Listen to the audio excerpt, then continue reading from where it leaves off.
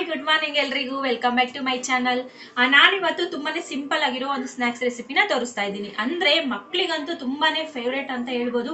ಈಗ ಸಮ್ಮರ್ ಬೇರೆ ಸ್ಟಾರ್ಟ್ ಆಗಿದೆ ಅಲ್ವಾ, ಮಕ್ಕಳು ಮನೆಯಲ್ಲೇ ಇರ್ತಾರೆ, ಪದೇ ಪದೇ ತಿನ್ನಕ್ಕೆ ಸ್ನಾಕ್ಸ್ನ ಕೇಳ್ತಿರ್ತಾರೆ. ಹಾಗಂತ ನಾವು ಪ್ರತಿ ಸಲ ಬೇಕರಿಗೆ ಹೋಗಿ ತಂದ್ಕೊಡಕ್ಕಾಗುತ್ತಾ? ಇಲ್ಲ. ಯಾಕೆಂದ್ರೆ ಎಲ್ಲಾ ತಾಯಂದ್ರಿಗೂ ತಮ್ಮ ಮಕ್ಕಳದ ಆರೋಗ್ಯದ ಬಗ್ಗೆ ಕಾಳಜಿ ಖಂಡಿತವಾಗೂ ಇರುತ್ತೆ. ಸೊ ಹಾಗಾಗಿ ನಾವಿವತ್ತು ಮನೆಯಲ್ಲೇ ಒಂದು ಸಿಂಪಲ್ ಆಗಿ ಬಿಸ್ಕೆಟ್ನ ಮಾಡೋದು ಹೇಗೆ ಅನ್ನೋದನ್ನ ನೋಡೋಣ. ಈ ಬಿಸ್ಕೆಟ್ನ ಮಾಡ್ಲಿಕ್ಕೆ ಮೈದಾ ಬೇಡ, ಬೇಕಿಂಗ್ ಸೋಡಾ ಬೇಡ, ಬೇಕಿಂಗ್ ಪೌಡರ್ ಬೇಡ, ಹಾಗೆ ಓವೆನ್ ಕೂಡ ಬೇಡ. ಇದ್ಯಾವುದೂ ಸಾಮಗ್ರಿ ಇಲ್ದಲೆ ಕೇವಲ 4 ಪದಾರ್ಥಗಳನ್ನ ಉಪಯೋಗಿಸ್ಕೊಂಡು ಹೆಲ್ದಿಯಾಗಿರೋ ಬಿಸ್ಕೆಟ್ನ ನಾವು ನಮ್ಮ ಮಕ್ಕಳಿಗೆ ಮಾಡ್ಕೊಡ್ಬೋದು. ಸೊ ಬನ್ನಿ ಆ ಬಿಸ್ಕೆಟ್ನ ಹೇಗೆ ಮಾಡೋದು ಅನ್ನೋದನ್ನ ಈ ವಿಡಿಯೋದಲ್ಲಿ ನೋಡ್ಕೊಂಡು ಬರೋಣ. ಮೊದಲನೇದಾಗಿ ನಾವು ಬಿಸ್ಕೆಟ್ನ ಬೇಯಿಸ್ಕೊಳ್ಳೋದಕ್ಕೆ ಈ ಥರ ಒಂದು ಪ್ಲೇಟ್ಗೆ ತುಪ್ಪನ ಸ್ಪ್ರೆಡ್ ಮಾಡಿ ಇಟ್ಕೋಬೇಕು. ನೀವು ಇಡ್ಲಿ ಪ್ಲೇಟಲ್ಲೂ ಕೂಡ ಬೇಯಿಸ್ಕೋಬೋದು. ಈ ಥರ ಪ್ಲೇಟಲ್ಲಿ ಮಾಡಿದ್ರೆ ತುಂಬ ಬಿಸ್ಕೆಟ್ನ ಇಟ್ಟು ಒಂದೇ ಸಲ ಬೇಯಿಸ್ಕೋಬೋದು ಅಂತ ಅಷ್ಟೇ. ತುಪ್ಪನ ಈ ಥರ ಪ್ಲೇಟ್ಗೆ ಸ್ಪ್ರೆಡ್ ಮಾಡಿ ಇಟ್ಕೊತಾ ಇದ್ದೀನಿ. ನೆಕ್ಸ್ಟು ನಾನು 2 ವಿಧಾನದಲ್ಲಿ ಈ ಬಿಸ್ಕೆಟ್ನ ಬೇಯಿಸೋದನ್ನು ತೋರಿಸ್ತಾ ಇರೋದ್ರಿಂದ ಈ ಥರ ನಾನ್ ಸ್ಟಿಕ್ಕು ಕಡಾಯಿ ಇದ್ದರೆ ಅಥವಾ ಫ್ರೈ ಪ್ಯಾನ್ ಇದ್ದರೂ ಕೂಡ ಅದಕ್ಕೂ ಈ ಥರ ತುಪ್ಪ ಸ್ಪ್ರೆಡ್ ಮಾಡಿ ಇಟ್ಕೊಳ್ಳಿ. ನಾನು ಚಿಕ್ಕದು ಫ್ರೈ ಪ್ಯಾನ್ ತೊಗೊಂಡಿದ್ದೀನಿ ನಾನ್ ಸ್ಟಿಕ್ಕು.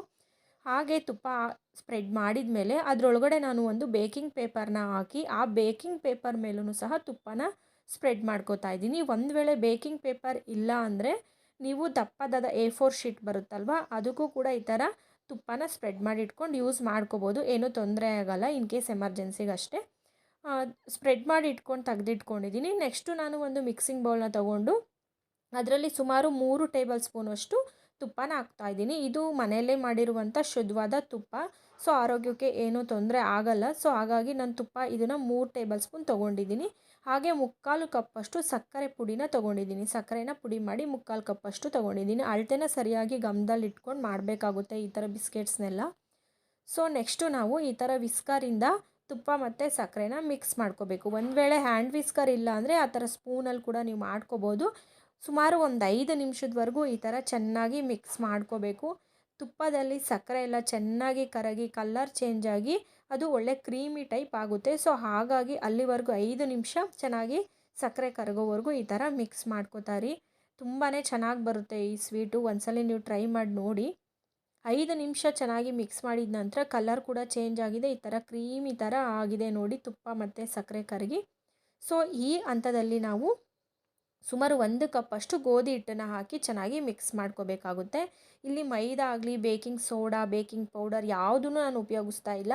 ಬರೀ 4 ಪದಾರ್ಥ ನೋಡಿ, ಗೋಧಿ ಹಿಟ್ಟಲ್ಲಿ ಮಾಡ್ತಾ ಇರೋದು, ಮೈದಾ ಹಿಟ್ಟಲ್ಲ. 1 ಕಪ್ಪಷ್ಟು ಜರಡಿ ಇಟ್ಕೊಂಡಿರುವಂತಹ ಗೋಧಿ ಹಿಟ್ಟನ್ನು ಹಾಕಿ ಮೊದಲನೇದಾಗಿ ವಿಸ್ಕರಿಂದನೇ ಚೆನ್ನಾಗಿ ಈ ಥರ ಮಿಕ್ಸ್ ಮಾಡ್ಕೊಳ್ಳಿ.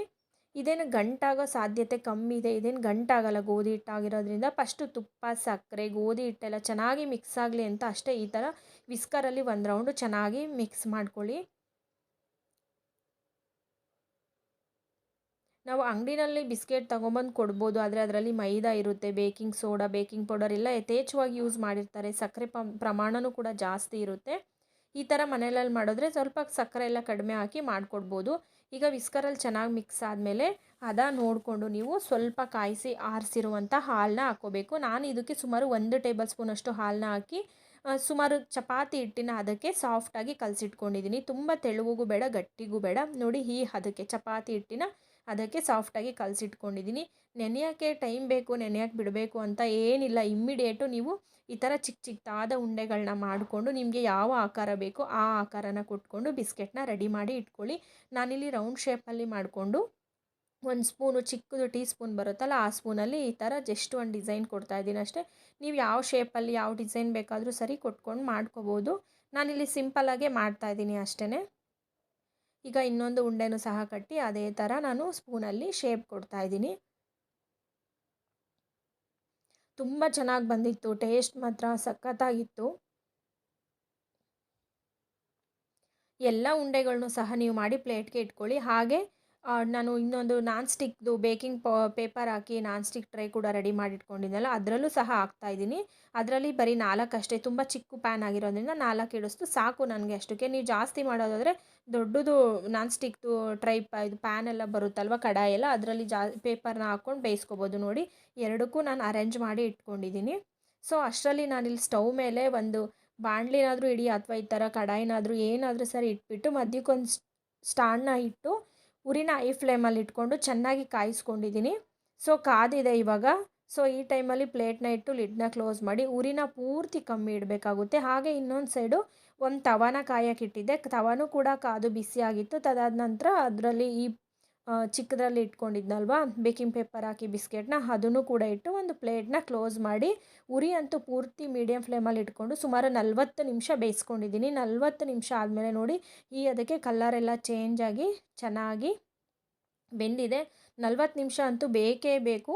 ಉರಿ ಕಮ್ಮಿ ಇಟ್ಕೊಂಡು ಬೇಯಿಸ್ಕೊಂಡ್ರೆ ಇದು ಚೆನ್ನಾಗಿ ಬೇಯುತ್ತೆ. 40 ನಿಮಿಷ ಆದಮೇಲೆ ಸ್ಟವ್ನ ಆಫ್ ಮಾಡಿ ಸುಮಾರು ಅರ್ಧ ಗಂಟೆ ಇದನ್ನು ತಣ್ಣಗಾಗೋಕ್ಕೆ ಬಿಡಲೇಬೇಕು. ಅದಕ್ಕೆ ಮುಂಚೆ ಮುರಿಯೋಕೆ ಹೋದರೆ ಸಾಫ್ಟಾಗಿರುತ್ತೆ.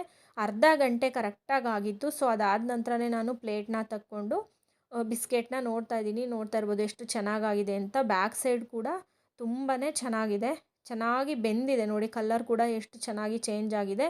ಒಳಗಡೆ ಎಲ್ಲ ಹದವಾಗಿ ಕರೆಕ್ಟಾಗಿ ಬೆಂದಿದೆ. ನಾನು ತೋರಿಸಿರೋ ಕ್ವಾಂಟಿಟಿನಲ್ಲಿ ಶುಗರು, ತುಪ್ಪ, ಗೋಧಿ ಹಿಟ್ಟೆಲ್ಲ ಕರೆಕ್ಟಾಗಿತ್ತು. ಸ್ವಲ್ಪ ಶುಗರ್ ಜಾಸ್ತಿ ಬೇಕಂದ್ರೂ ನೀವು ಹಾಕ್ಕೋಬೋದು.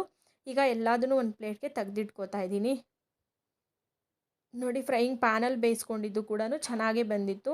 ಕಲರೆಲ್ಲ ಚೆನ್ನಾಗಿ ಗೋಲ್ಡನ್ ಕಲರ್ ಆಗಿತ್ತು. ಬ್ಯಾಕ್ ಸೈಡು ಎಲ್ಲೋ ಸೀದೋಗಿರೋ ಥರ ಆ ಥರ ಎಲ್ಲ ಏನಾಗಿರಲಿಲ್ಲ ನೋಡಿ. ಕರೆಕ್ಟಾಗಿ ಹದವಾಗಿ ಬಂದಿದೆ. ಈ ಥರ ಕಟ್ ಮಾಡಿದ್ರೆ ಕ್ರಿಸ್ಪಿಯಾಗಿ ಚೆನ್ನಾಗಿ ಬರ್ತಿತ್ತು. ಬಿಸ್ಕೆಟ್ ಎಲ್ಲ ಯಾವ ಥರ ಇರುತ್ತೋ ಸೊ ಅದೇ ಥರ ಚೆನ್ನಾಗಿತ್ತು.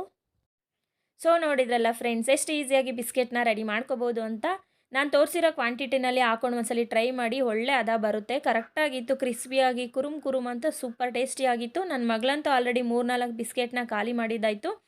ಸೊ ಈ ವಿಡಿಯೋ ನಿಮ್ಮೆಲ್ರಿಗೂ ಇಷ್ಟ ಆಗಿದೆ ಅಂತ ಭಾವಿಸ್ತೀನಿ. ಇಷ್ಟ ಆಗಿದರೆ ಲೈಕ್ ಮಾಡೋದನ್ನ ಮರಿಬೇಡಿ. ಹಾಗೆ ನಿಮ್ಮ ಫ್ರೆಂಡ್ಸ್ ಆ್ಯಂಡ್ ಫ್ಯಾಮಿಲಿ ಜೊತೆ ಕೂಡ ಶೇರ್ ಮಾಡ್ಕೊಳ್ಳಿ. ನೀವು ಕೂಡ ಟ್ರೈ ಮಾಡಿ ಹೇಗೆ ಬಂದಿತ್ತು ಕಮೆಂಟ್ ಸೆಕ್ಷನಲ್ಲಿ ಕಮೆಂಟ್ ಮಾಡಿ ತಿಳಿಸಿ. ಮತ್ತು ಯಾರೆಲ್ಲ ಇನ್ನೂ ನನ್ನ ಚಾನಲ್ಗೆ ಸಬ್ಸ್ಕ್ರೈಬ್ ಆಗದೆ ವಿಡಿಯೋ ನೋಡ್ತಾ ಇದ್ದೀರೋ ದಯವಿಟ್ಟು ಸಬ್ಸ್ಕ್ರೈಬ್ ಆಗಿ ಸಪೋರ್ಟ್ ಮಾಡಿ. ಇನ್ನಷ್ಟು ವಿಡಿಯೋನ ಮಾಡೋದಕ್ಕೆ ನನಗೂ ಸಹ ಒಂದು ಪ್ರೋತ್ಸಾಹ ಸಿಗುತ್ತೆ ಅಂತ ಅಷ್ಟೇ. ಸೊ ಇಲ್ಲಿಗೆ ವಿಡಿಯೋನ ಮುಗಿಸ್ತಾ ಇದ್ದೀನಿ. ನಾಳೆ ಬೇರೆ ವಿಷಯದ ಜೊತೆಗೆ ನಿಮ್ಮ ಮುಂದೆ ಬರ್ತೀನಿ. ಅಲ್ಲಿವರೆಗೂ ನಮಸ್ಕಾರ, ಶುಭೋದಯ ಎಲ್ರಿಗೂ.